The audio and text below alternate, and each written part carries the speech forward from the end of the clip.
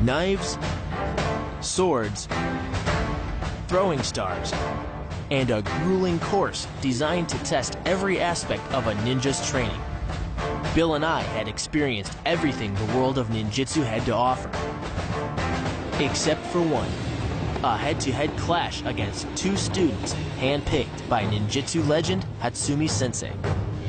Inside the Bujinkan dojo, we reunited with Joost Fulton, who was overseeing a training session with Hatsumi's master-level students, the guys we'd face in our challenge. So Joost, I take it he's a master of the staff? This is the worst weapon that he knows how to use, so we thought to make it fair. The worst weapon he knows how to use? Yeah, this is really his weak link. Whoopsie. Our opponents would be using all the tactics in their ninjutsu arsenal, and we'd be using our skills to fend off their attacks. So what do you think, man? It was up to us which one of us would fight. To fight a ninja. And how many times in your life are you going to get to say that you fought a ninja? I think once, because I'm definitely going to do this. We should just both do it, man. We came all the way to Japan. We're not going to both be able to fight ninjas ever again. No, At least, if we are in the States, something went severely wrong. We're fighting a ninja in New York.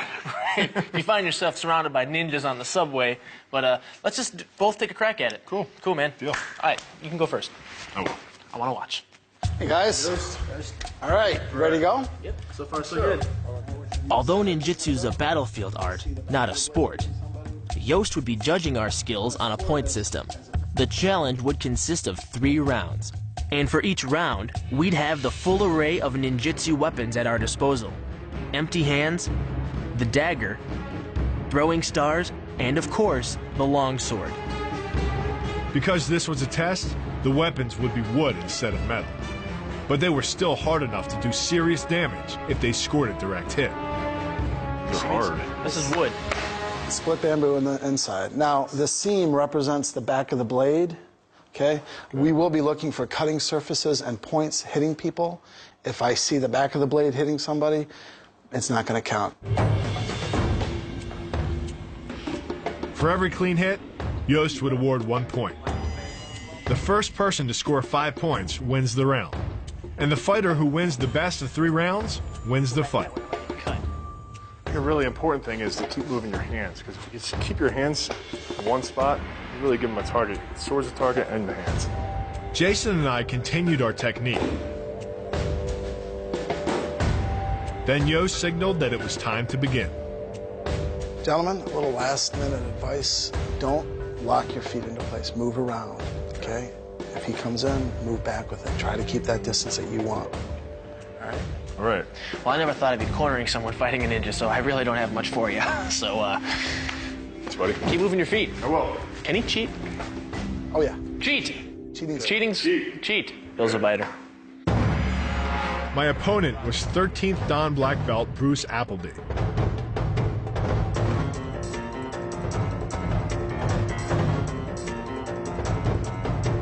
Bruce began the fight by backing me into the wall. I used my long reach to swipe at his knee, but he came back with a hit to my wrist. That's 4 even. Then Bruce pulled out the second dagger, threw it at me, and followed it up with another strike to my lip. But I came back with 2 clean strikes high on his wrist. Kill, Bill, kill. Then, when Bruce pushed in for an attack, I saw my opening and sliced down on his arm. Point number 5. The first round was mine.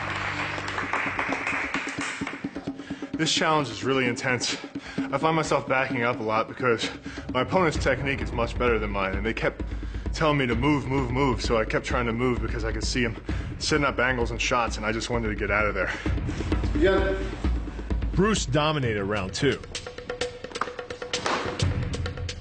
There you go. Good job. We traded strikes back and forth. You just lost a leg, so you might want to focus.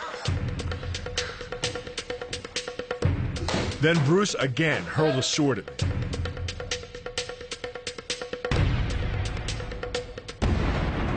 A good technique, one I decided to try for myself.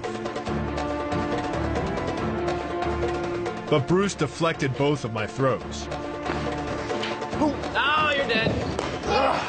I used a taijutsu roll to retrieve my sword, but Bruce sliced my hand before I could get back up.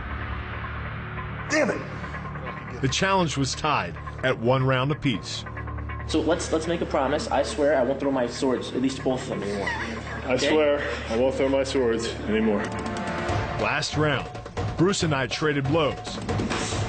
He attacked high, I counted low. But Bruce managed to strike my head and face and scratched my eye in the process. You all right? Jesus. Bruce. It's a hell of a hit, Bruce. Yeah. Went right across his face, dude. We were now tied up 4 apiece. Let's go, Bill. Time to make up some ground. Use that lane. Employing the technique that Hashimoto Sensei showed us, I finished the round with a clean slice to Bruce's wrist. I had won my ninja challenge, 2 rounds to 1. Whew. Well, I don't feel like a winner. I got hit about as hard as you can get hit in the head, and the thumb, and everywhere else you can imagine. This is really technical, really proficient. Even though I had a huge reach advantage, he hung in there with me and smashed me across the face. I mean, that might have been the hardest hit I've taken on human weapon. Swords are a lot different than fists. No mercy with them. Let's see your noggin. Oh, you are gonna have a. Oh man, dude, look. Can you guys see that? That's starting. This is 2 seconds after. That's starting to get a little hematoma, black and blue. You gotta put some ice on it. That's gonna have a huge knot. Now it was my turn. My opponent was Doug Wilson, a 15th Dan black belt and student of the Bujinkan Dojo. Well, here's what I want you to do, Jay. I want you to go out there and I want you to think, don't get hit in the head. It hurts. It leaves a mark. Looks like it. Like that. So go out there, be a ninja, an invisible ninja. How's he gonna see me to fight then? That's the point. Always thinking ahead. Might have knocked some sense in you with that blow. Again. Doug opened the fight with a flourish of staff work. Change your angles. I blocked his attacks and tried to work in close. But Doug drew a sword from a scabbard on his back and struck me on the top of my head. I responded by dropping low to go for his leg. But that gave Doug another clean strike at my head. All right, don't worry about it. I got a hard head. I got a Macy's Day float. Easy target. Doug's next move was a surprise shuriken throw that distracted me long enough for him to swoop in and bash my head again. Before I knew what hit me, Doug had won the first round, 5 points to 1. Pick up what you need, gentlemen. I'll go get you more weapons.